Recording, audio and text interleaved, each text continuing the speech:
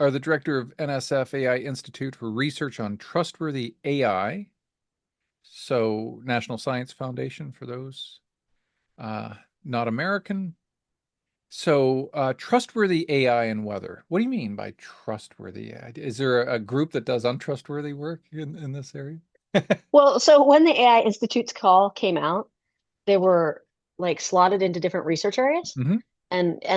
So there's been a group of them. We were in the original seven that were funded, and in Okay. that original seven, it was a like focus on foundational, and I don't remember the entire seven. There were three that were agriculture based, but we entered into the trustworthy, and the goal of the trustworthy section was to understand more of what it means to be trustworthy AI, and then be able to create the trustworthy AI. It isn't so Yeah. much that people are not creating trustworthy AI or deliberately creating untrustworthy, but that we didn't know what trustworthy means, Hmm. right? And so that's a large part of what we do is we try to study what does it mean to be for AI to be trustworthy for our end users, particularly for weather and climate, right? So, and the end users that we're focusing on in the first 5 years of AI2S are professional end users. So we're looking at forecasters, emergency managers, public government organizations that might be using the forecast. Why would they trust an AI forecast, or why would they not trust it? Likewise. And then what do we need to do to change that? Yeah. Yeah. Yeah. Yeah.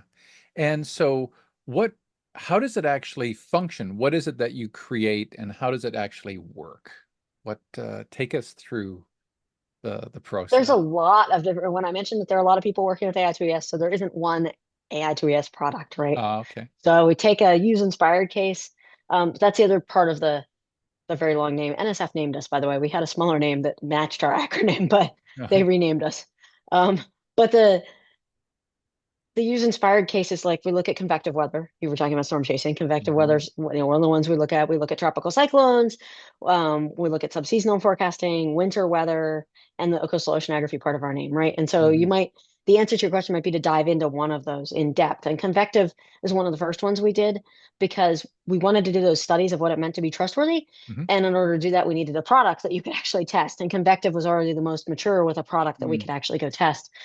And so that's one of the first ones our risk communication researchers, who are social scientists, created a protocol to go interview the actual end users, the forecasters and the emergency managers, Mhm. based on the two products. So we had a product that was doing hail prediction 24 to 48 hours in advance, and another product that was in real time telling you what the classification of the storms were. So, like, is it going to be a supercell? Is it linear? Is it I'm doing this off the top of my head, quasi-linear, all the things it could be. Non-supercell, just a storm.